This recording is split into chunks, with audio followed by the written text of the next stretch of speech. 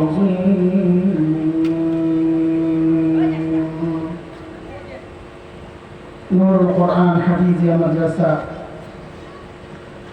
وأنوار نجاة النساء মহিলা মাদ্রাসা গাজীপুর কর্তৃক আয়োজিত আজকের এই ওয়াজ মাহফিলের এই মুহূর্তের মুহতারাম সভাপতি অতিথিবৃন্দ হযরত উলামায়ে কেরাম মুরব্বিয়ানে আযম, দূর দূরান্ত থেকে আগত ইসলাম প্রিয় সুধী সমাজ, প্রিয় ছাত্র ভাইয়েরা, যুবক বন্ধুরা, পর্দার আড়ালের মা ও বোন, আল্লাহ সুবহানাহু ওয়া তাআলার অশেষ মেহেরবানি যে মহান মালিক লাখো কোটি মানুষ থেকে বাছাই করে দিন এই মজলিসে আমাকে আপনাকে আসার বসার কিছু কথা বলা ও শোনার তৌফিক দান করেছেন। সেজন্য মহান রবের শুকরিয়া আদায় করি, জবান করে প্রাণ করে কালিমাতুশ শুকর উচ্চারণ করি আলহামদুলিল্লাহ। আজকে একটা আলোচিত দিন, ঐতিহাসিক দিন। রবিউল আউয়ালের 12 তারিখ অবশ্য চলে গেছে, সন্ধ্যা হওয়ার সাথে সাথে আমাদের কাছে তো 12 তারিখ। যাই হোক, তারিখ কোনো বিষয় না, কাছাকাছি দিবস, মাস, দিনটাও সোমবার গেল আজকে, আর এই রবিউল আউয়ালের সাথে সাথে দিনটাও আজকে কি গেছে, সোমবার।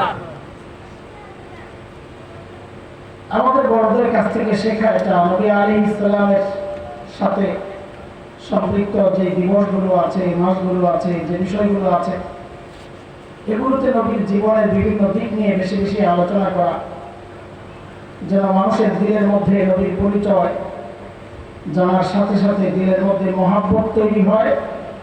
আর মহাব্বতের দাবি হচ্ছে তাকে অনুসরণ করা, সেই দাবি অনুযায়ী মানুষ যেন নবীর অনুসারী হয়ে যায়, সুন্নতের জিন্দেগি নিজের জীবনে বাস্তবায়ন করে, এটাই মাকসাদ। আমার ভাই নবী আলাইহিস সালামের শান মান নিয়ে আলোচনা করছিলেন, হযরত হালিমাতুস সাদিয়া পর্যন্ত আইনা রাখছেন। আমি ওই লাইনে আলোচনা করব না, সূরা লাহাব তিলাওয়াত করছি আপনাদের কাছে স্পষ্ট। সূরা লাহাবকে সামনে রেখে আমার নবীর জীবনের একটা দিক আপনাদের সামনে একটু তুলে ধরতে চাই, সময়কে সামনে রেখে। সূরা লাহাব নাযিল হয়েছে, আপনারা জানেন এটা, বলেন তো কার সম্পর্কে? আবু লাহাব। দেখেন, জানেন, হয়তো একটা জিনিস জানেন না, যে আসলে আবু লাহাব তো আবু লাহাবের নাম না।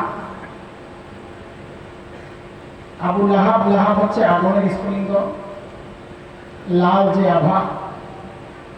আবু সব জায়গায় বাবা এই অর্থে আসে না, কখনো আবু মানে বলা হয়।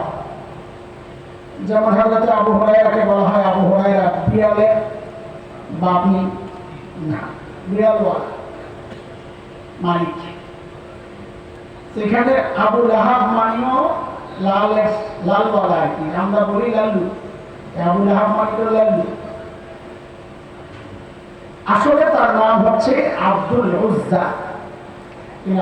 আব্দুল উজ্জা নামটার মধ্যে শিরকের গন্ধ আছে। মানুষ হবে আব্দুল্লাহ, আল্লাহর বান্দা। উজ্জা, লাত, মানাত, হুবাল, এগুলোর বান্দা হয় না। আল্লাহ তাআলা যেই নামের মধ্যে শিরক আছে, আল্লাহ তাআলা ওই নামটা উচ্চারণ করেন। বুঝা গেল যে আমলের মধ্যে শিরক আছে, যে কথায় শিরক আছে, এগুলো আমাদেরকেও এড়িয়ে চলা উচিত। দেখেন, এখন যে বিভিন্ন জায়গায় মাজার ভাঙার একটা আওয়াজ হচ্ছে না, পোলাপাইন পাইছে শুধু, যেখানে যাইতেছে মাজার টাজার ভেঙে ভেঙে বিনাশ করে। আমরা মাজারের পক্ষে না, কারণ এগুলোতে শিরকের একটা আখড়া তৈরি হয়। গান জুটে নেশাগ্রস্ত ওই সমস্ত মানুষগুলোর একটা আস্তানা হিসাবেই আমরা দেখতেছি এই সমস্ত মাজারগুলো। তবে হিকমত হচ্ছে এই মুহূর্তে এগুলো ভাঙতে না যাওয়া, এটা ভিন্ন আলোচনা। নবী আলাইহিস সালাম মক্কা বিজয়ের পর আম্মা জান আয়েশা রাদিয়াল্লাহু আনহাকে উদ্দেশ্য করে বলেছেন, যে আমার মন চাচ্ছে কাবার মধ্যে 3টা সংস্কার মন চাচ্ছে। এক হচ্ছে কাবা পুনর্নির্মাণ যখন হয়েছে কুরাইশদের খুব অভাব চলতেছে, সেই জন্য খলিল ইব্রাহিম আলাইহিস সালাতু ওয়াস সালামের যে ভিত্তি ছিল তার থেকে কিছু কমায়া তারা কাবা বানাইছে। ওই কমের অংশটা হচ্ছে আজকের হাতিম দিয়ে একটা দেয়াল দিয়ে যে ঘেরাও করা ওটা খলিল ইব্রাহিমের কাবার পুরাটা। তো নবী চাচ্ছিলেন যে আমার মন চাচ্ছে খলিলের যে ভিত্তি, আমার বাবা ইব্রাহিমের যে ভিত্তি, কাবাকে সে পর্যন্ত বাড়ায়া পুনর্নির্মাণ করে ভাঙ্গা আবার নতুন করে বানায়। আরেকটা হচ্ছে কাবার দরজাটা মানুষ সমান উপরে। নবী চেয়েছেন আমার মন চাচ্ছে এটাকে নিচে নামায় ফেলি যেন মানুষের ঢুকাটা সহজ হয়। খলিলের সময় এমনই ছিল। আরেকটা সংস্কার হচ্ছে কাবার দরজা ছিল 2টা, একদিক দিয়ে ঢুকতো আর একদিক দিয়ে বেরিয়ে।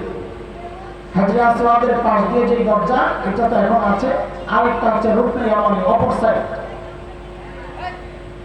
তো এই 3টা সংস্কার নবী আলাইহিস সালাম করতে চেয়েছেন, কিন্তু তিনি বলেন যে তোমার কওম মাত্র মুসলমান হয়েছে, ঈমান এখনো তাদের দিলের মধ্যে গাঁথে নেই। এই মুহূর্তে এগুলো করতে গেলে তারা উল্টা বিগড়ে যায়, উল্টা বুঝবে। নবী তার দিলের এই চাওয়াটা, সুযোগ ছিল, বিজয় হয়েছে মক্কা বিজয়, সুযোগ থাকা সত্ত্বেও আল্লাহর নবী এই কাজটাকে এড়াইয়া গেছে।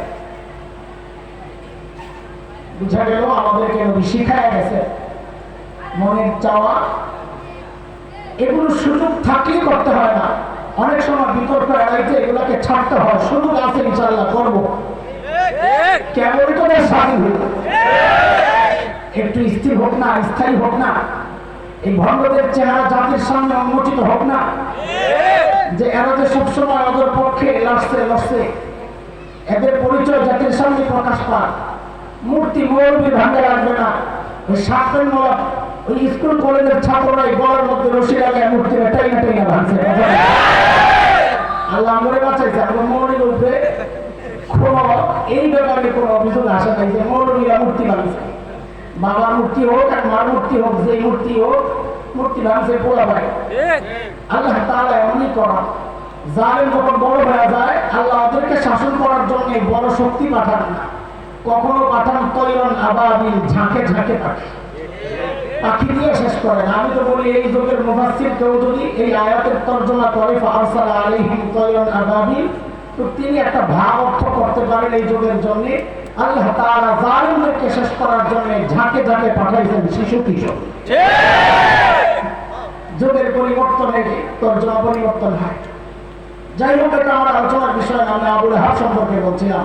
বলেন তো আপনাদের মনে আছে কিনা দেখি আবু লাহাবের নাম কি আসল? আব্দুল উজ্জা।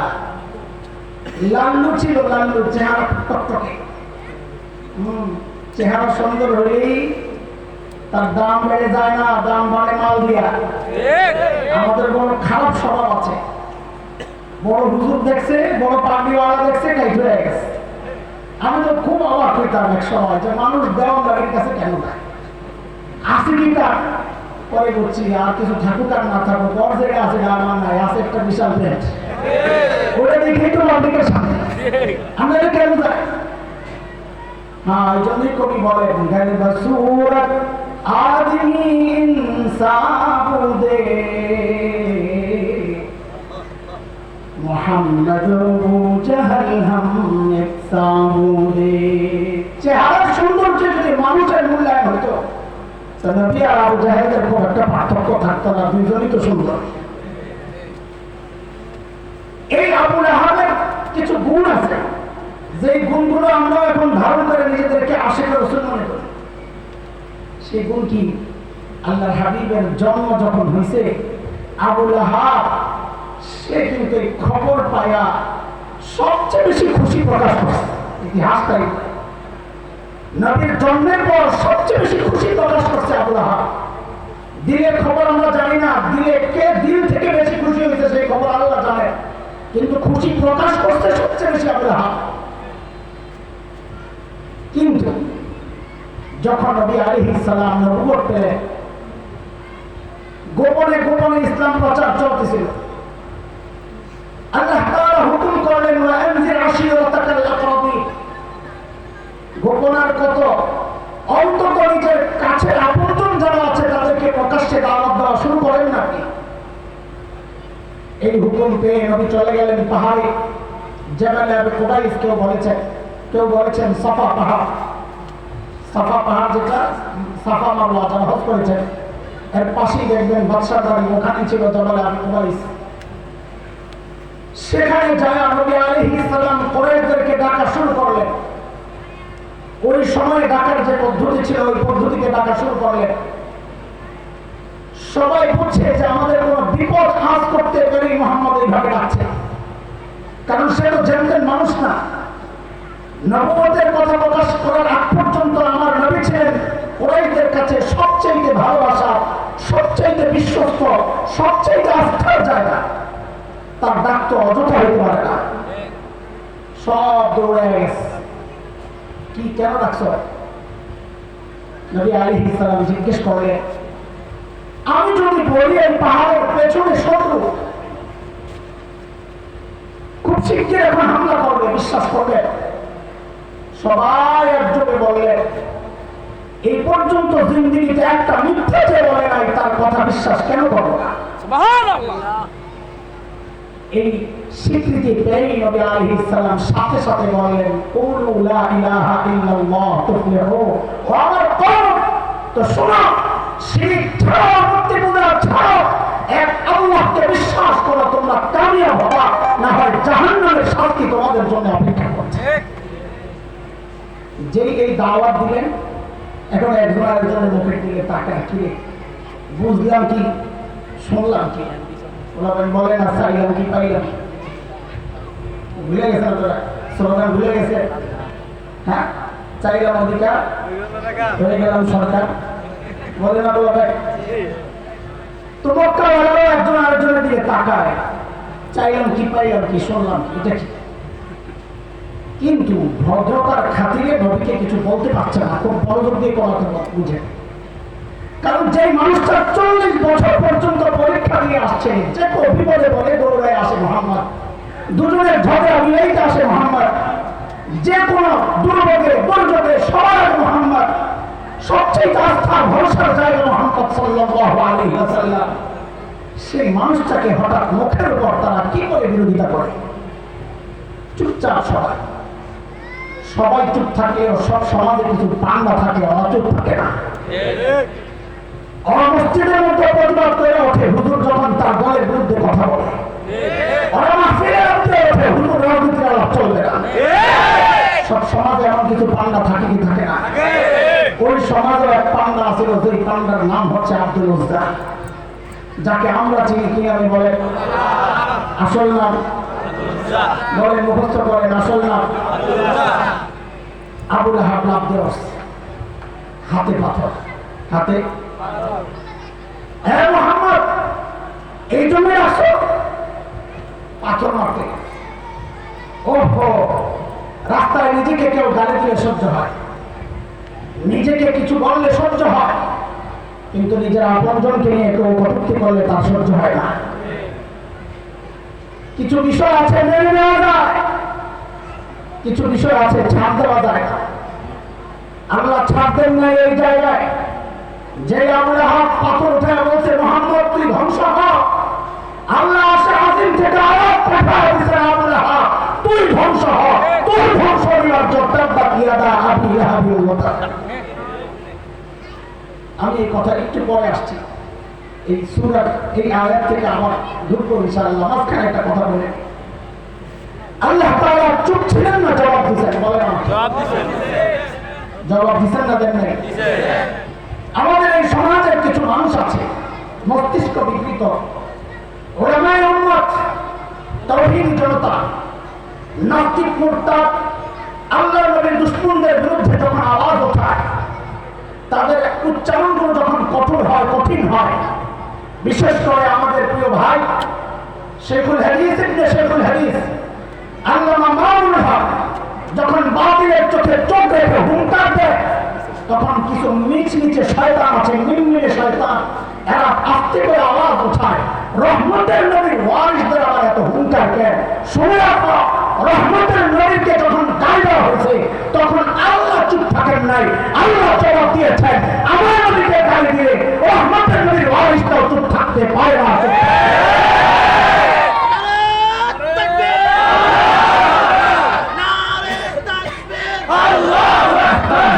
কথা শুনে তাকবীর পরে দিয়ে আজকে এসব পরে দিয়ে আজকে শুধু কথা শুনে সব জায়গায় চুপ থাকা যায় না, এটা মাথায় রাখে। আচ্ছা, রহমতের নবী করেন, রহমতের নবী করেন, আমরা কি শুধু রহমতের নবীর ওয়ারিস? কি মনে হয় তারা কি জানেন? আমরা ওলামা শুধু আখিরি পয়গম্বরের ওয়ারিস? ওলামার উম্মত কি বলে? হাদিস কি? আল উলামা ওয়ারাসাতুল আমবিয়া, মাথায় রেখে।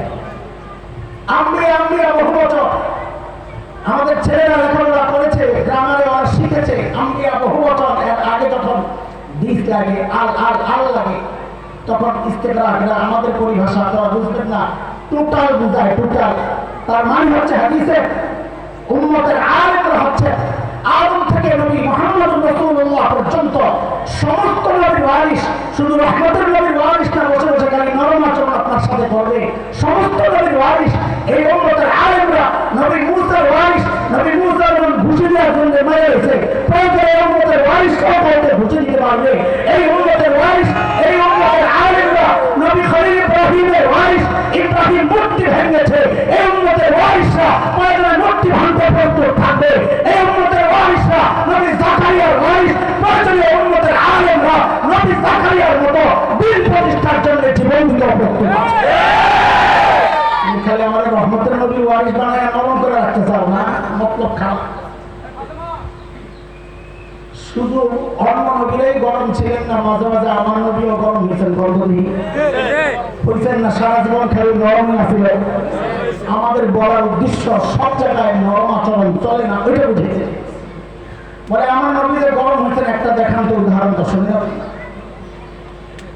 মক্কা বিজয়ের পর নবী আলাইহিস সালাম মক্কায় ঢুকতেছিলেন, ঘোড়ার উপর বসা, মাথাটা নিচু, তিলাওয়াত করতেছেন, ইন্না ফাতাহনা লাকা ফাতহাম মুবিনা।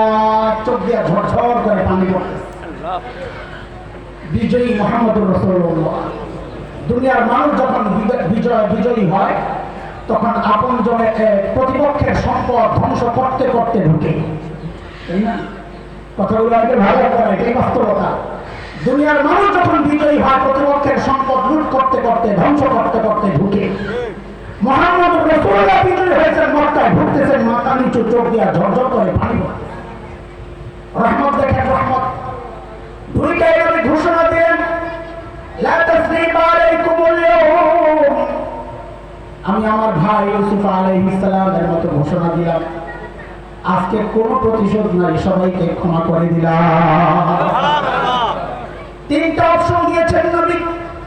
মান দাখালাল মসজিদাল হারাম ফাহুয়া আমিন, মান দাখালা দারা আবি সুফিয়ান ফাহুয়া আমিন, মান আগলাকা বাবাহু ফাহুয়া আমিন।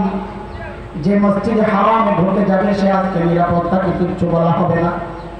যে আবু সুফিয়ানের ঘরে আশ্রয় নিবে সেও নিরাপদ, কিচ্ছু বলা হবে না। যে নিজের ঘরের দরজা বন্ধ করে ভিতরে আশ্রয় নেবে তাকেও কিচ্ছু বলা হবে না।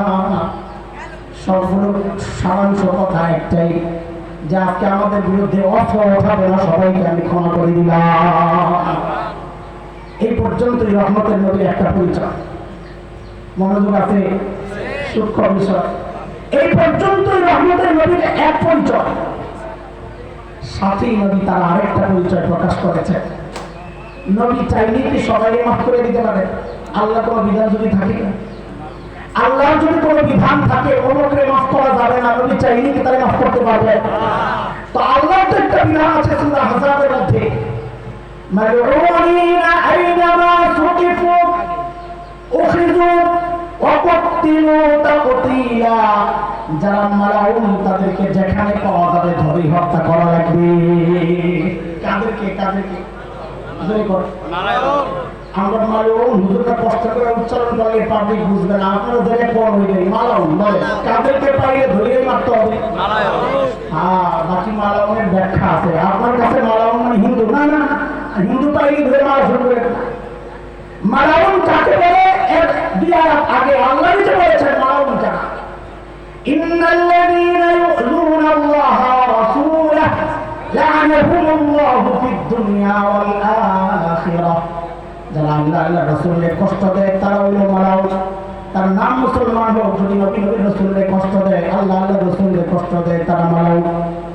সে মুসলমান হোক, হিন্দু হোক, দাড়িওয়ালা হোক, দাড়ি ছাড়া হোক, সে তাহাজ্জুদ পড়াওয়ালা হোক, 80 রাকাত পড়া হোক, সকালে উচ্চ কোরআন পড়ুক, যাই পড়ুক না পড়ুক, যদি আল্লাহ আল্লাহ রাসূলের কষ্ট দেয় সে মালাউন। তারে যেখানে পাওয়া যাবে দুইটা ঝুলায় ঝুলায় পিটাইতে হবে। কথা হাসান জমিলেন না আল্লাহ কথাটা সবাই নামাজ পড়া যাবে না, বুঝতো সব জায়গায় ছাড় দেওয়া যায় না। নবীও ঘোষণা দিয়ে দিলেন, শুনো ওলামায়ে কেরাম শুনে, নবীও ঘোষণা দিলেন না সবাইকে ক্ষমা করা যাবে না। জগৎ বিখ্যাত আলিম শেখ ইবনে তাইমিয়া রাহমাতুল্লাহি আলাইহি, তার একটা বিখ্যাত কিতাব আছে কাদেরকে ক্ষমা করা যাবে না এই বিষয়ে। নাম হচ্ছে আস-সারিমুল মাসলুল আলা শাতিমির রাসূল। নবীকে যারা গালি দেয় তাদের কি শাস্তি সম্পর্কে অনেক সুন্দর কিতাব ওলামারা পড়বে। তিনি সেখানে গড়ে গড়ে 15 জনের নাম উল্লেখ করছেন। নবী মক্কায় ঢুকে আম ক্ষমা ঘোষণার পরে যে 15 জন নবীকে গালি দিয়েছে, কষ্ট দিয়েছে, মানুষকে কষ্ট দিয়েছে, নবীর পরিবারকে কষ্ট দিয়েছে, মুসলমানদেরকে কষ্ট দিয়েছে, নবী এইরকম 15 জনের নাম ঘোষণা করলেন। এদেরকে যেখানেই পাওয়া যাবে ধরে হত্যা করতে হবে। বলেন কয়জন? 15 জন। দেখেন রহমতের নবীর আরেক চেহারা দেখা গেছে আপনাদেরকে। আমাদের এক চেহারায় দেখি যে মাইক খায় দোয়া করে, খালি আমরা এটা না যে নবী উহুদে মাইক খেয়েছেন দোয়া করছেন, তাইফে মাইক খেয়েছেন দোয়া করছেন, আপনারা দোয়া করতেছেন, আপনারা আবার কোন রসুলের ওয়ারিস? এই খোসা আঙ্গুলে দেয় কি দেয় না? পাবলিক এই খোসা আঙ্গুলে দেয় কি দেয় না? তো দেখেন আমার রহমতের রসুলের আরেকটা চেহারাও আছে, ওটা আপনাদেরকে শোনাই। কয়জনের নাম ঘোষণা হয়েছে? আব্দুল্লাহ ইবনে খাতাব, কুরতুলা, হুরাইনা, সারা, নকিস ইবনে সুবানা, হুয়াইরিস ইবনে নকিব, ইকরামা ইবনে আবি জাহল, আব্দুল্লাহ ইবনে সাদ ইবনে আবি সারাহ, হুদান ইবনে আসওয়াদ, ওয়াহশী ইবনে হারব, হিন্দা বিনতে উতবা, এইরকম গড়ে গড়ে নবী 15 জনের নাম ঘোষণা করলেন। এদেরকে যেখানে পাওয়া যাবে ছাড়া হবে না। আব্দুল্লাহ ইবনে খাতাব, আর সবগুলোর ইতিহাস জীবনী আমি পড়েছি, সবগুলোর জীবনী পড়ে দেখছি এক একটা ক্যারেক্টার কেন এগুলোর পেছনে নবী এত রাগ আর ক্ষোভ ছিল। রহমতের নবী বলছেন এদেরকে ছাড়া যাবে না। দেখছি সবগুলো হয় সাংবাদিক, নয় গায়িকা, নয় নায়িকা, এই মিডিয়া কর্মী সবগুলা। বলেন সবগুলা কি? মিডিয়া কর্মী। নাচে গাইছে, মুসলমানদের বিরুদ্ধে অশ্লীল কবিতা আবৃত্তি করেছে, লগে লগে তাও দিছে, এগুলো সব মিডিয়া কর্মী। ওই 15টা মিডিয়া কর্মী। আজকে ওইরকম কিছু মিডিয়া কর্মী আছে যারা দাড়ি দেখলে চুলকানি শুরু হয়, পর্দার কথা শুনলে চুলকানি শুরু হয়, বাংলা আর শিল্পকলা একাডেমিতে বসা পর্দার বিরুদ্ধে কথা বলে, দ্বীনের বিরুদ্ধে কথা বলে, এমন কিছু কুলাঙ্গার আছে কি নাই কথা বলে? স্পষ্ট কথা, হুকুম কিন্তু পাওয়া যায় আল্লাহর কাছ থেকে। দেশের শাসন কি বলে আর কি বলে, আল্লাহর হুকুমের সামনে করে আমরা পরোয়া করি না। যদি আমার দিন আক্রান্ত হয় আল্লাহকে একটা করে ছাড়তে হবে।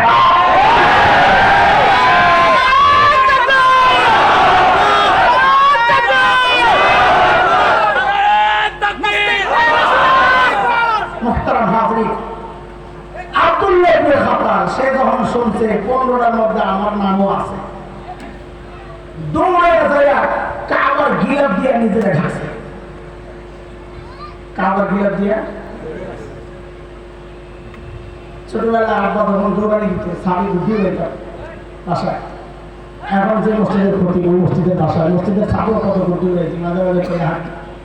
এই মসজিদের ছাদে আমি বুদ্ধি হয়েছি, আমি নিচে ক্ষতি মানে আইনি ভাই একদিন কাঁদতেছেন আমার গোষ্ঠীতে বসে বসে, যে চাষার দৌড়ানি খেলে এখান থেকে লাফায় বসছিলাম, মনে আছে সাদি দুষ্টানি করতেছে, তারপর দৌড়ানি গেছে ছোটবেলার কথা, লাভ দিয়ে যায় ওই রাস্তায় বসছে। তো সেই মসজিদের মেম্বরে বসে এখন বয়ান করতেছি, বলতেছেন আর কাঁদতেছেন। তো দৌড়ানি দিলে মাঝে মাঝে ঘরে এসা পাটি ছিল যে পাটি, আগে পাটি বইটা দরজার সিপারা এখানে গেল, ওই পাটি আস্তে করে উঠে মাথার উপরে দিয়ে চুপচাপ দাঁড়ায় থাকতাম। তো আমরা তো পোলা পাই না ছিলাম, আব্বা তো আর পোলা পাই না, আব্বা তো দেখতে নিচে গিয়ে ভাব দেখা যায়, কিন্তু উদ্দেশ্য তো ভয় দেখানো, মারা তো উদ্দেশ্য না। তো আইসা ওই পানির মধ্যে করে বাড়ি তো এনে বাড়ি দেখে কই গেল আসলে তো দাঁড়িয়ে নিচে আব্দুল্লাহ ইবনে খাতাল দৌড়ায় যায় কাবার গিরাত দিয়ে নিজের হাতে, কিন্তু নিচে দিয়ে তো পাও দেখা যায়। ছোটবেলায় একটা গল্প মনে পড়ছে, হঠাৎ করে পোলা ভাইয়ের সামনে কি করবো, সে নতুন বউ গেছে শ্বশুর বাড়িতে, তো পিড়ার মধ্যে বৈশা ভাত খাইতেছে, পিড়া চেনে এমন তো আপনি করছে এক টেবিল আগে পোলা বাড়ি পিড়া টিড়া কিছু বুঝে না, পিড়ার মধ্যে ভাত খায় নতুন বউ, হঠাৎ বায়ু হয়েছে একটা, এটা স্বাভাবিক বিষয়, এটা তো সবারই যেটা আসে এটা হাসার কিছু না। দপা দপা আমরা উল্টা করে বলতাম যেন শুনতে খারাপ না লাগে, কি হয়েছে দপা হয়েছে, দপা উল্টা করে বুঝে ঠুস করে আওয়াজ, বউ তো শ্বশুরের সামনে পাইছে সব, এমন কি করবো। তো প্লেটের মধ্যে ওই আগের টিনের প্লেট আছে, ওই প্লেটের মধ্যে আঙুল দিয়ে এরকম জোরে গুতা দেয়, ক্রপ ক্রপ আওয়াজ হয়, বুঝাইলো আব্বা আগের যে আওয়াজটা ভুল বুঝতে দেয় এটার আওয়াজ। শ্বশুর চিন্তা করছে বৌমা নতুন আইসে বেচারি স্মরণ লাগতেছে, এরকম তো মাঝে মাঝেই করবো, একবারে স্মরণটা ভেঙে দিই তো আর এরকম করবো না। তো শ্বশুর কয় বৌমা আওয়াজ জানাইলে কোন রকমের ঢাকলা গন্ডরা কি করবা। আব্দুল্লাহ ইবনে খাতাল মরা কাবার গিরাত দিয়ে নিজের ঢাকছে, গালার শরীর ডাইলে ঢাকছে, পাও কি করবে, পাও তো দেখা যায়। হ্যাঁ মনে করছে মুসলমানদের কাছে কাবা অনেক ইজ্জতের জায়গা, এটা দিয়ে যদি আমি নিজেকে ঢাকতে পারি হ্যাঁ মুসলমান ঢোকায় পড়ে আমাদের ছেড়ে দিব। যেমন এখনকার কিছু মানুষ নির্বাচন আসলে অথবা নিজের বাঁচানোর জন্য বুঝে মুসলমান হিজাবরে পছন্দ করে, টুপিরে পছন্দ করে, তো দেখবেন আস্তে করে সারা জিন্দগি মরণ করে যা অত্যাচার নির্যাতন করার কইরা গুতাইয়া খোঁচাইয়া বিপদে পড়লে আস্তে টুপি টাপি মাথায় দিয়ে হাসান বসি হয়ে যায়, কথা বলেন না, হিজাব লাগায় আর আরো বসি হয়ে যায়, কথা বলেন না। আব্দুল্লাহ ইবনে খাতাল থেকে দৌড়ায় নিজের কাবার গিলাপ দিয়ে নিয়ে ঢাকছে, মনে করছে মুসলমান কাবার ইজ্জত করে, গিলাপটা গায়ে দিলে মনে আমাদের ছেড়ে দিব, আমরা এগুলো বুঝি তো একটু মাথা মতল। হঠাৎ আমি তো দেখছেন দূর থেকে পাও একটা দেখা যায়, ডিসেম্বর তলোয়ার দেখা দেখি আরো দুই সাহাবী দৌড় দিচ্ছেন, যাহারই কোনো একটা পাইছেন এর দৌড় দিত না, আমিও মনে চাই যদি গুতা একটা দিতে। কারণ কি খেয়াল করেন, যে নির্যাতন মুসলমান সইছে সবার দিনের মধ্যে এত জিদ আর রাগ আর ক্ষোভ প্রতিশোধে, কিন্তু আল্লাহর নবী সব আটকায় দিয়েছে। এখন মনে করেন খুব রাগ ছিল 10 কেজি, এই 10 কেজি সবার বন্টন করে দিল, সব মাফ হয়ে গেছে। এখন এই 10 কেজি ক্ষোভ তো পড়ছে 15 পড়ছে, এক একটা ভাগে করে পড়ছে, বুঝছেন নি কথা দিছে যে আমি খানাটা করতে নাই, পাইছে কাস্টমার একটা, আমিও যাই ভাবে চুরি করি।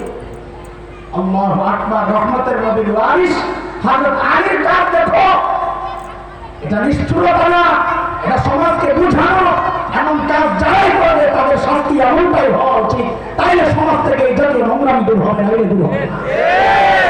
তাহলে তাই যায় সাথে সাথে তার কল্লাটা ফালাইয়া মাকাম ইব্রাহিমের সামনে আইনা ঝুলাইয়া রাখছে আব্দুল্লাহ ইবনে খাতালের কল্লা। রহমতের নবী ওয়ালিদের কাজ শোনাইতেছে। হযরত ওসমান রাদিয়াল্লাহু আনহু আপন দুধ ভাই আব্দুল্লাহ ইবনে সাদ ইবনে আবি সালাহ, দুধ ভাইয়ের মায়া, রহমতের নবীর ডান পাশে এসে বলতেছেন, ইয়া রাসূলুল্লাহ, আব্দুল্লাহ ইবনে সাদ ইবনে আবি সালাহ আমার দুধ ভাই, আমি তার নিরাপত্তা চাই। সিস্টেম ছিল একজন যদি নিরাপত্তা চায়, যদি নিরাপত্তা দেওয়া হয় কেউ আর তার গায়ে হাত দিতে পারে না, ওই যুগের সিস্টেমই ছিল এমন। আমি আব্দুল্লাহ ইবনে সাদ ইবনে সালাহ নিরাপত্তা চাই। আমি জিজ্ঞেস করি আপনাদের কাছে, কার কাছে বলতেছেন? হ্যাঁ হ্যাঁ, রহমতের নবীর কাছে শব্দটা লাগাইতে হবে, তাহলে পরবর্তী আচরণের সাথে মিলানো যাবে। বলেন আবেদনটা কার কাছে? সবাই বলেন কার কাছে? ডান পাশ দিয়ে হযরত ওসমান। ওসমান কি আমার আপনার মতো সাধারণ মানুষ?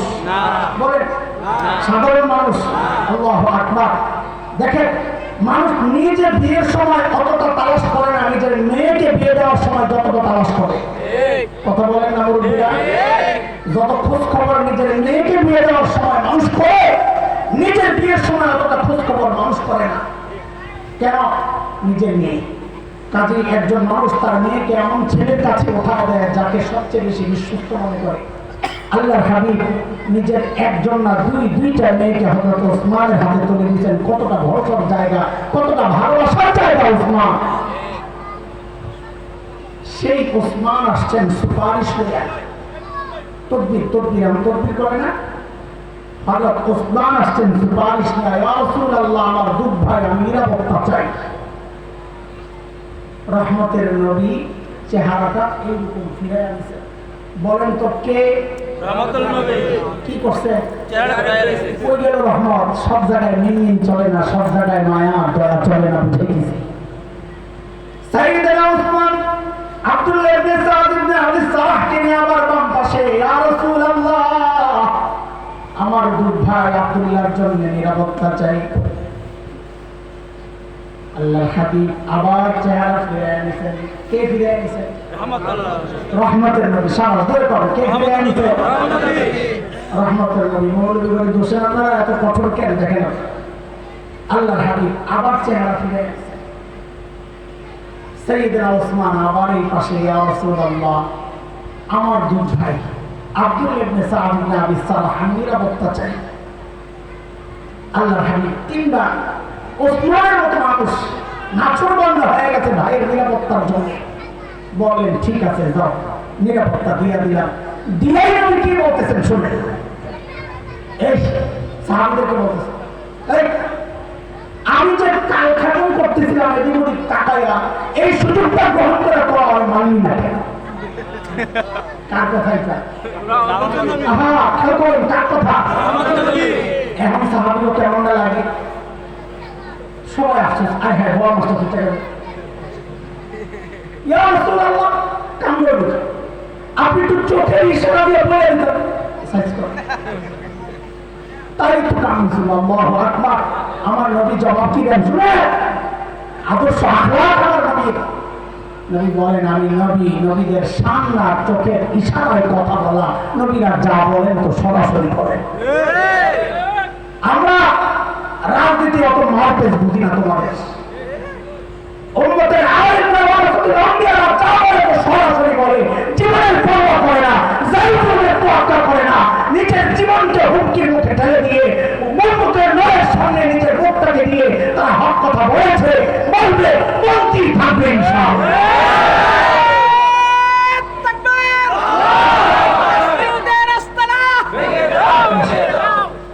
মুহতারাম হাজিরিন, বলতেছিলাম কার কথা? রহমতুল নবী। আর বুঝতে হবে তো আমি কোন জায়গায় খোঁচাই দিয়েছি, এটা তো বোঝা লাগবে। আমরা যে আপনারা খোঁচা, আমরা ওই খোঁচার জবাব দিতেছি। হুজুর এত কঠোর কেন?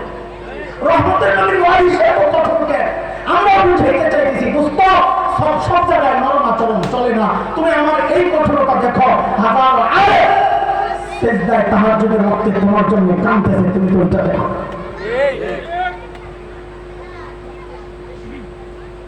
এই 15 জনের মধ্যে আরেকজন ছিলেন হযরত ইকরামা ইবনে আবি জাহেল। আবু জাহেলের ছেলে। নবী বহুত কষ্ট পাইছেন, সাহাবীরা বহুত কষ্ট পাইছে। উহুদের যুদ্ধে যে দুইজন মহাবীরের বীরত্ব গাথা ইতিহাস, যাদের কারণে মুসলমান উহুদের মাঠে পরাজিত হয়েছে। ডাইন ডিভিশন কাফেরদের, ডাইন ডিভিশন বাম ডিভিশন। এক ডিভিশনের নেতৃত্বে ছিলেন খালিদ ইবনে ওয়ালিদ, আরেক ডিভিশনের নেতৃত্বে ছিলেন হযরত ইকরামা ইবনে আবি জাহেল। নবীর খুব কষ্ট ইকরামার উপর। ইকরামা যে শুনছে তার উপর মৃত্যুদণ্ড জারি হয়ে গেছে। ইয়ামানের দিকে পালাইছে। কোন দিকে? রাস্তার পাশে নদী। এমন নৌকা দিয়ে পার হইতে আমরা বাঙালি মানুষ, আমরা ড্রেন গুলাও তো নদীর মতো, নদী নালা পুকুর এগুলো তো আমরা ডরাই না, ঠিক না? মরুভূমির মানুষ নদী দেখলে তো উপরে যায়, পানি থাকে না। নৌকা উঠছে, পানি দিবে ওই পাশ, এর মধ্যে শুরু হয়েছে ঝড়। লঞ্চ যখন ঝড়ের কবলে পড়ে আমরা শুনছি যারা অমুসলিম থাকে তারা বলে আল্লাহ আল্লাহ কি শুরু করে। ঝড় যখন শুরু হয়েছে ইকরামাও কান্না শুরু করছে, ইয়া আল্লাহ ইয়া উজ্জা ইয়া হুবাল ইয়া মানাত আমার বাসা ভগবান ভগবান শুরু করছে।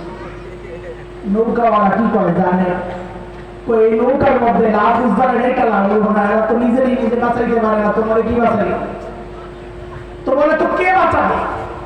বলে যে আল্লাহ স্থলে বাঁচান ওই আল্লাহ এই পানিতেও বাঁচাবেন। হযরত ইকরামা ওই মাঝির এই কথাটা শুনে না, খেয়াল করে ওই মাঝির এই ছোট্ট কথাটা শুনে হযরত ইকরামার দিন সাথে সাথে পরিবর্তন হয়ে গেছে। সাথে সাথে বললেন আল্লাহুম্মা লাকা আহদুন ইন আফাইতানি মিম্মা আনা ফীহি আন আতিয়া মুহাম্মাদান হাত্তা আদা ইয়াদাইয়া আলা ইয়াদাইহি ফালাজিদান্নাহু আফওয়ান গফুরান কারীমা। ও আল্লাহ, যে বিপদে আমি পড়েছি মালিক, এই বিপদ থেকে যদি তুমি আমাকে বাঁচায় দাও, আমি আর ডাইনে বামে তাকাবো না, সোজা আমি মুহাম্মদুর রাসূলুল্লাহর কাছে চলে যাব। নবীর কাছে গিয়ে আমি নবীর হাতে হাত রেখে বায়াত করব। আমার বিশ্বাস নবী মুহাম্মদুর রাসূলুল্লাহকে আমি যতটা চিনি বুঝেছি, আমার বিশ্বাস তিনি প্রতিশোধ দিবেন না, তিনি আমাকে ক্ষমা করে দিবেন। ফালাজিদান্নাহু আফওয়ান গফুরান কারীমা। ওরা বুঝতেছেন তিনটা দারুণ শব্দ ব্যবহার করেছে, এই দোয়া করতেছে ইকরামা। এর মধ্যে ইকরামার বড় মুসলমান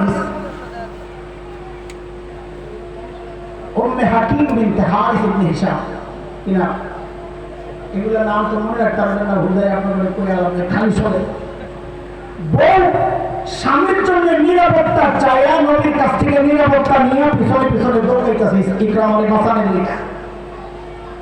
যেই দেখছে ইকরামা নদীর পাড়ে নদীতে, তো পাড় থেকে বউ ডাক দিতেছে, ইয়া ইবনা আম, ও আমার চাচাতো ভাই। আমরা কইলাম জামাই, বেটি ডাক দিয়ে চাচাতো ভাই, ঘটনা কি? আগে চাচাতো ভাই আছিল, এখন একটা জামাই। ওগুলো আর ভুলতে পারে না। আমার এক চাচাতো ভাইয়ের কাছে আমার বোন বিয়ে দিচ্ছে, আব্দুল মান্নান ভাই। আমার বোন এখনো ডাকে মান্নান ভাই। জামাই কি ডাকে? বুঝেন এই কথা? আগের পরিচয় মানুষ ভুলতে পারে না। তো ইকরামার বিবিও নদীর পাড় থেকে ডাক দিতেছেন, ইয়া ইবনা আম, ও চাচাতো ভাই। আতাইতু মিন ইনদি আবাদিন নাস ওয়া আওসালিন নাস ওয়া খায়রিন নাস। আমি আসছি এমন একজন মানুষের কাছ থেকে যিনি আত্মীয়তার সম্পর্ককে মূল্য দেওয়ার ক্ষেত্রে সবচাইতে দায়িত্ববান। ওয়া খায়রুন নাস, মানুষের মধ্যে সবচাইতে চরিত্রবান সুন্দর ভালো মানুষ। ওয়াবিস্তাহমানতু লাকা রাসূলুল্লাহ সাল্লাল্লাহু আলাইহি ওয়াসাল্লাম ফালা তুহলিক নাফসাক। আমি তোমার জন্য নবীর কাছ থেকে নিরাপত্তা চাই আনছি, সুতরাং তুমি নিজেকে ধ্বংসের মুখে ঠেলে দিও না। ইকরামার নিয়া বেদি মুসলমান হইতে খুব খেয়াল করে, মুসলমান হইতে ইকরামা মুসলমান হইতে বেদি হাতে বউ হাতে দুই জামাই বউ চলছে মক্কার দিকে। আল্লাহ নবী জেনে গেছেন ইকরামা মুসলমান হয়ে আসতেছে। কেন জানছেন? কারণ নবী তো গায়েব জানতেন। মাথা লাগে আমি কেমনে জানছেন? গায়েব জানতেন। কথা কয়টা কেমনে জানছেন? আল্লাহ জানাইছেন। এই কথাটা বলতে আপনাদের এই কষ্ট লাগতেছে কেন? জোরে পড়। কেমনে জানছেন? নবী গায়েব জানতেন না? জানতেন না? গায়েব শুধু জানেন একমাত্র আল্লাহ। আরো বলে বিশ্বাস না হলে আপনি কোরআন খোলে সূরা আরাফ 188 188 9 নম্বর পারা। আর আপনি কোরআন শরীফ যদি খোলেন ওজনটা তো তো দেখবেন 14 নম্বর পৃষ্ঠার প্রথম লাইন প্রথম আয়াত। আল্লাহ কি বলতেছেন? قل لا أملك لنفسي نفعا ولا ضرا إلا ما شاء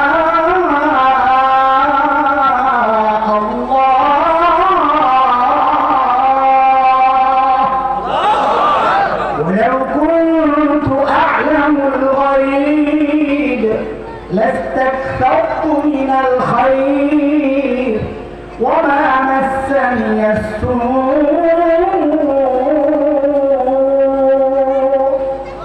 নবীকে দিয়ে আল্লাহ বলেছেন, আমি বলে আমি যদি গায়েব জানতাম যত ভালো কিছু আছে সব অর্জন করে নিতাম, আমি আর বিপদে পড়তাম না। বিপদে পড়ি তো নিয়ে যান গায়েব থাকি না। আল্লাহ নবীকে দিয়ে বলাচ্ছেন, আর তুমি নবী আছে আশেক সাইজা নবীর সামনে কিছু আল্লাহ রে, তুমি দুলাভাইকে মহাব্বত করতে করতে করতে করতে ভাইয়া রাখতে পারো, আব্বা তো রাখতে পারো না। আমার নবীর মহাব্বত করতে করতে জীবনটা দিতে পারো, নবীকে আল্লাহর জায়গায় তো বসাইতে পারো না। কথা বুঝেন নাই না বুঝেন নাই? কথা বুঝেছে? হযরত ইকরামা বংশ যখন নবীর দরবারের দিকে, আল্লাহ নবী তো বুঝে গেছেন, আরে ইকরামার তো আমি নিরাপত্তা দিয়ে দিয়েছি, কিন্তু আমার সাহাবীদের দিলের মধ্যে তো বড় কষ্ট। নিরাপত্তা দেওয়ার কারণে ইকরামাকে হয়তো কিছু বলতে পারবে না, বলবে না, কিন্তু না জানি আবার ইকরামার সামনে তার বাবা আবু জাহেল একটু ঝাল আবার মিটায়, এত ইকরামা কষ্ট পাবে। আল্লাহ নবী ডাক দিয়ে বললেন, রে আমার সাহাবী, ইয়াতিকুম ইকরামা মুমিনা ফালা তাসুব্বু আবাহু ফাইন্না সাব্বাল মাইতি ইউজিল হাই। ইকরামা মুমিন হয়ে আসতেছে, খবরদার তোমরা কিন্তু তার বাবা আবু জাহেলকে গালি দিও না, কারণ মৃত ব্যক্তির গালি দিলে তার জীবিত আপনজনরা বড় কষ্ট পায়। বাংলাদেশের মুসলমান দুই দলে বিভক্ত, অতীতের মুরব্বীদেরকে দুই পক্ষই গালাগালি করে, কেউ কাউকে পাকিস্তানের দোষর বানায়, কেউ কাউকে ভারতের দোষর বানায়, গাইলে গাইলে আমাদের পারস্পরিক সম্পর্কগুলো আরো তিক্ত হয়েছে, আরো বিষাক্ত হয়েছে। কথা বলছি, অতীতের বড়দেরকে ছেড়ে দাও তাদের হালত। বর্তমান দেখো,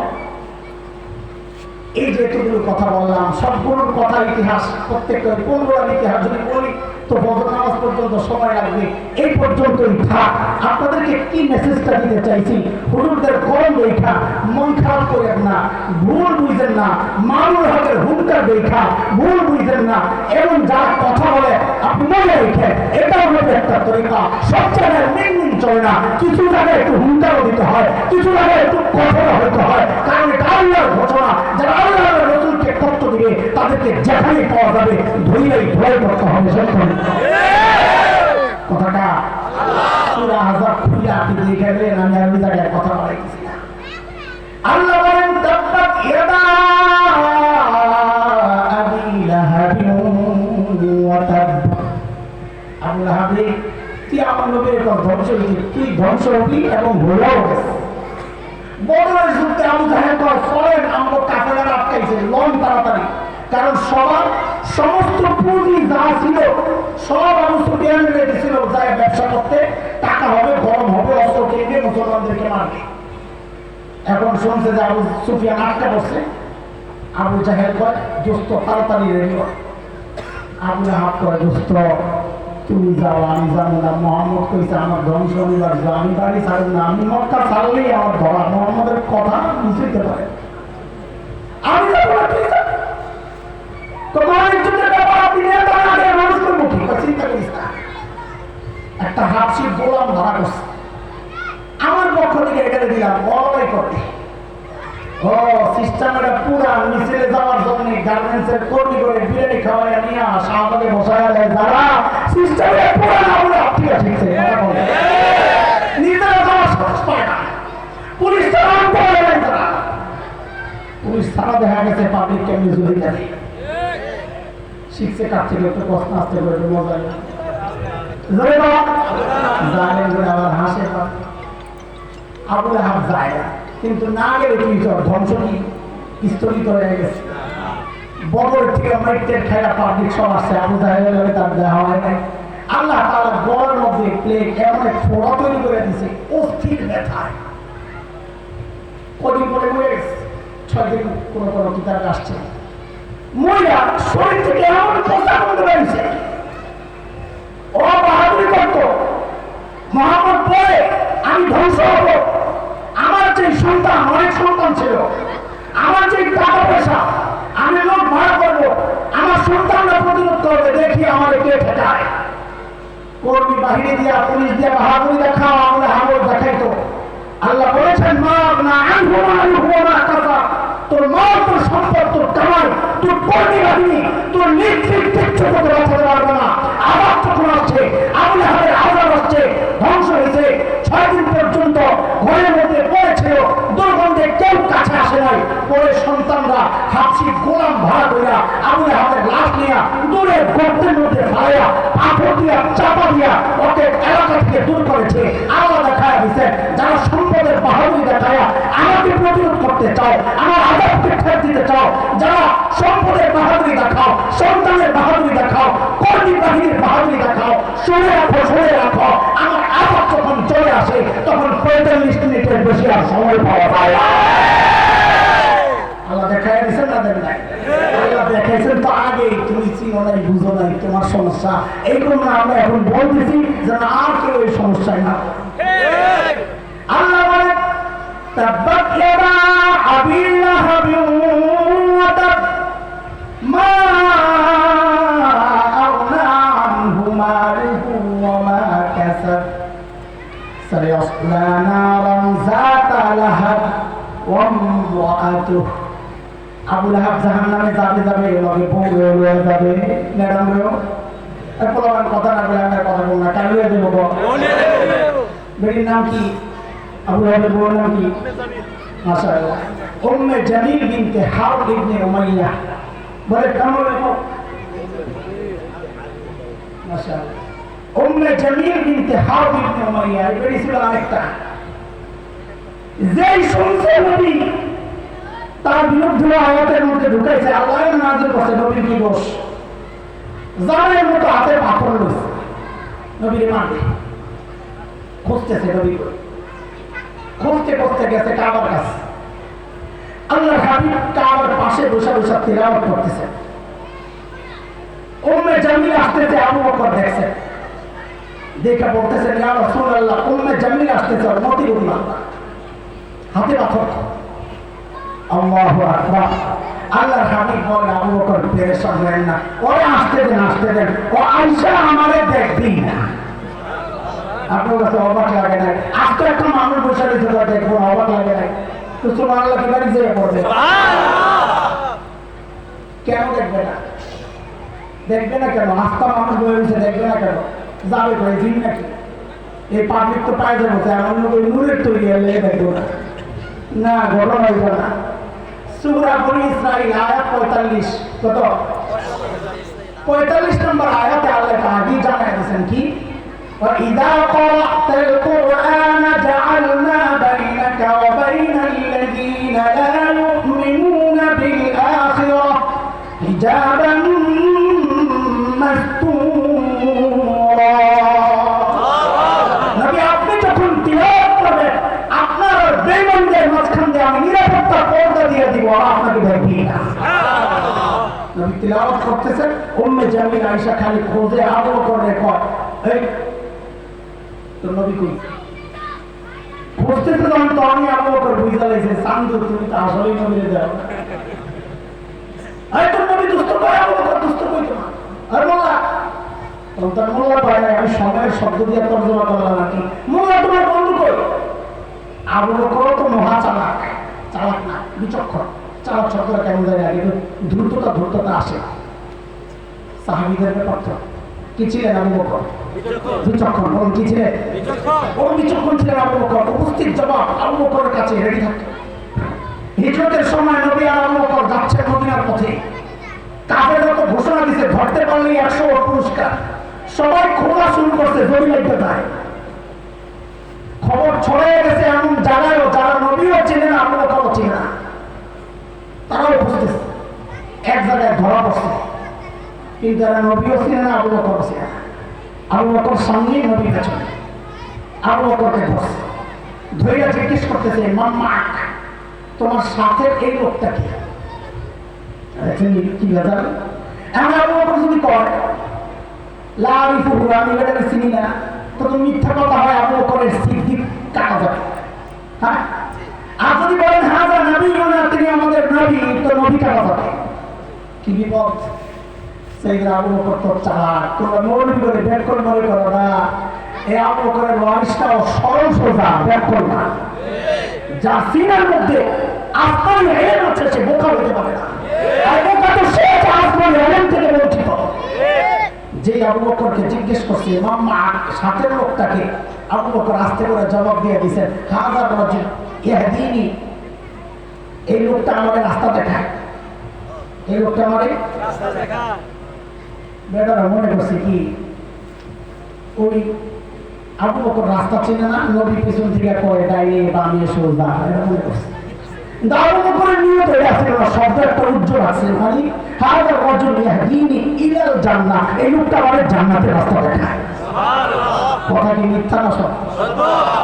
উম্মে জামিলা এসে তখন জিজ্ঞেস করছে, আল্লাহ তোর বন্ধু মুহাম্মদ কোথায়? বিচক্ষণ আবু বকর আস্তে করে জবাব দিয়ে দিয়েছেন, খুঁজা দেখো। কি কয়? ও হুজুররা জানে এটা গ্রামারের ব্যাপার, জুমলা ইনশাই এরাও সিটকিসদের হেতেমাল নাই। খুঁজে দেখো, কথার মধ্যে সত্য মিথ্যা থাকে না। যে সমস্ত শব্দ প্রশ্নবোধক, নির্দেশ, নিষেধ, এগুলোর মধ্যে সত্য মিথ্যার ব্যাপার থাকে না।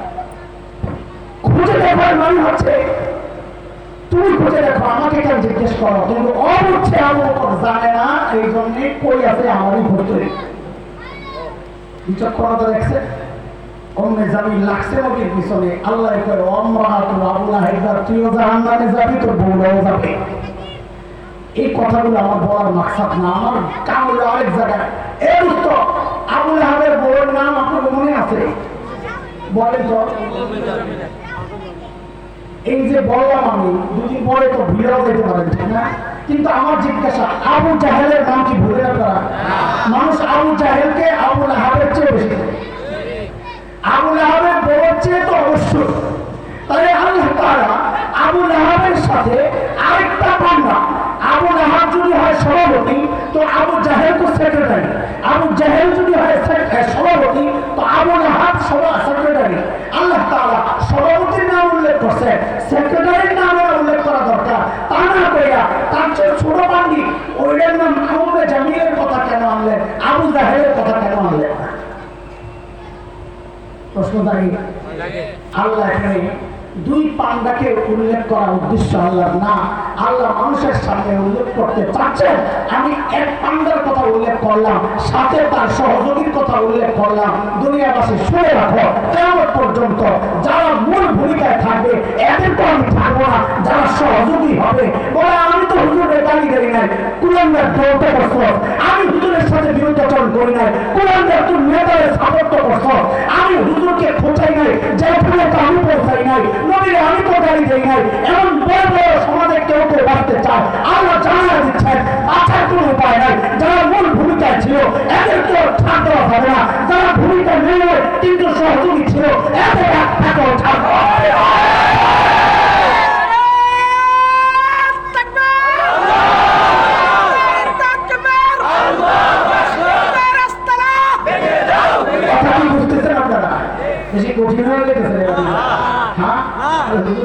কিতাব পড়ানো শুরু করছে, আমার কামড় করে যাবে ভাই। চলে আল্লাহ বলছে তাব্বাত ইয়াদা আবি লাহাবিন ওয়া তাব মা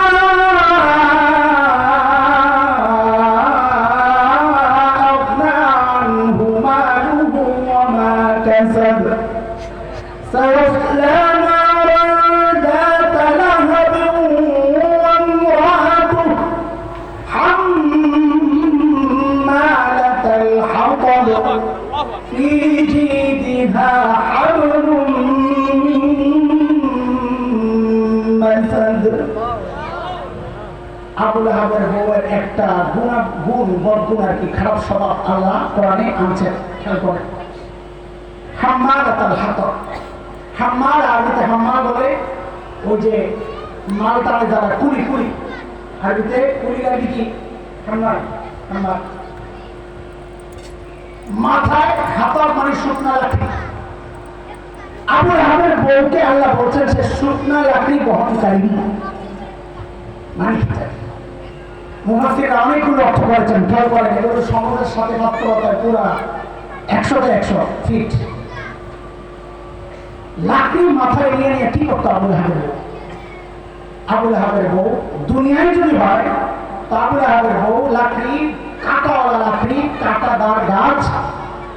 নবী আলাইহিস সালাম যেই পথে মসজিদে যেতেন সেই পথগুলোর মধ্যে বিছায়া রাখতো, নবী যেন দ্বীনি কাজ করতে না পারে বাধাগ্রস্ত করার জন্য এই কাজটা করত। আজকের দুনিয়ায় যা দিন মানতে মানুষকে বাধা সৃষ্টি করে, দিনদার মানুষকে মানুষের সামনে উলঙ্গ করার চেষ্টা করে, মসজিদ মাদ্রাসার বিরুদ্ধাচরণ করে, দিনী আন্দোলনের বিরুদ্ধাচরণ করে, রাজনীতির সাথে ইসলাম চলবে না এই কথাগুলো যারা বলতে চায়, কোরআন শাসনের বিরুদ্ধে যারা দাঁড়াইতে চায়, সবগুলো আবু লাহাবের বউয়ের মতো দিন বিরোধিতা সে যে বাধার সৃষ্টি করতো হাম্মার হাত, তারও আবু লাহাবের বউয়ের নেতৃত্বে সবগুলো জাহান্নামে যাবে।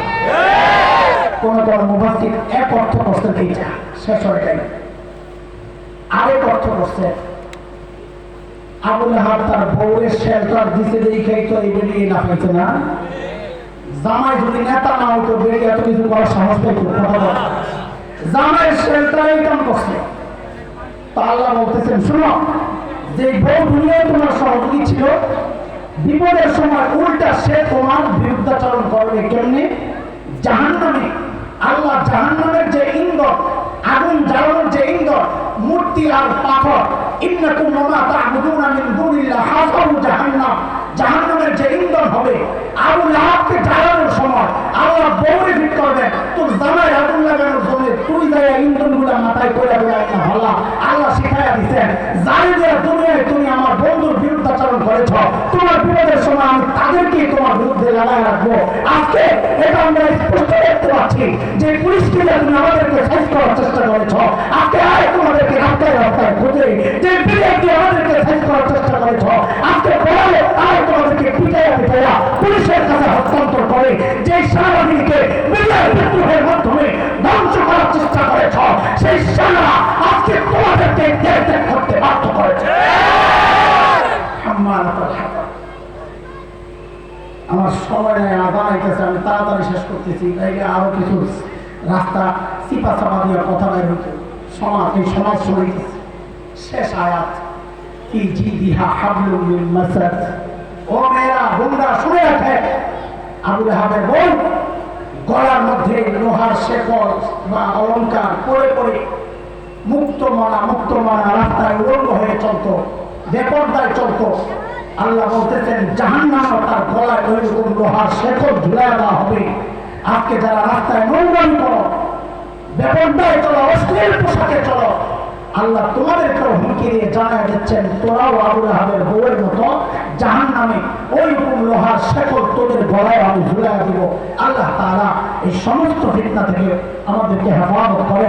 সূরা লাহাবের আলোকে ওই আবু লাহাব এবং তার বউদের যে স্বভাব, মুসলমানদের বিরুদ্ধাচরণ করা, আল্লাহ রাসূলকে কষ্ট দেওয়া, আবু লাহাব আসেনি এমন কথা। আমার শেষ কথা, আবু লাহাব আসেনি, উম্মে জামিল আসেনি, তো সূরাতে আছে হেরাত চলে যাওয়ার সাথে সাথে তো লগে করে সূরাটা রেলে নেওয়া দরকার ছিল, সূরা তো এগোতে পারে। হ্যাঁ কি বুঝছে? এটা কোরআন নাযিল হয় নির্দিষ্ট ঘটনা কেন্দ্রিক, কিন্তু তার বিধান থাকে কিয়ামত পর্যন্ত। আবু লাহাব কিয়ামত পর্যন্ত আসতেই থাকবে, শুধু নাম পাল্টাবে। উম্মে জামিল কিয়ামত পর্যন্ত আসতে থাকবে, শুধু যোগে যোগে কোন সময় তাসলিমা হবে, কোন সময় এটা হবে, কোন সময় ওইটা হবে। উম্মে জামিলদের আশাও বন্ধ হবে না কিয়ামত পর্যন্ত, আবু লাহাবের আশা বন্ধ হবে না কিয়ামত পর্যন্ত। আল্লাহ সূরাও রেখে দিয়েছে কিয়ামত পর্যন্ত যেগুলো আবু লাহাব হবে, দ্বীনের বিরুদ্ধে দাঁড়াবে, আল্লাহর রাসূলকে কষ্ট দিবে, রাসূলকে নাই রাসূলের ওয়ারিসদেরকে কষ্ট দিবে, তারাও ওই আবু লাহাব আর উম্মে জামিলের মতো তাদের পরিণত হবে এরকম। তাদেরকে ধরার জন্য আপনজন খুঁজে পাওয়া যাবে না, অন্য মানুষদের দূরে নিয়ে নিক্ষেপ করতে হবে। ভারতের মানে কোন জায়গায় জোরে কর না, কোন জায়গায় দূরে ভাড়া দিতে হবে, কোন জায়গায় কিসের শাস্তি? জুলুমের শাস্তি। কিসের শাস্তি? হযরত ওমর বলেছে কুফর সহ শিরক সহ একটা রাষ্ট্র দাঁড়ায় থাকতে পারে, হযরত আলীর কথা, কুফর সহ জুলুম শিরক সহ একটা রাষ্ট্র দাঁড়ায় থাকতে পারে, কিন্তু জুলুম সহ কেউ দাঁড়ায় থাকতে পারে না। আমরা এগুলো পদে পদে দেখছি, শুধু দরকার এখন থেকে শিক্ষা নেওয়া। আল্লাহ যেন এমন পাপিষ্ঠদের কাতারে আমাদেরকে না ওঠায়, আল্লাহ আমাদেরকে হেফাজত করেন।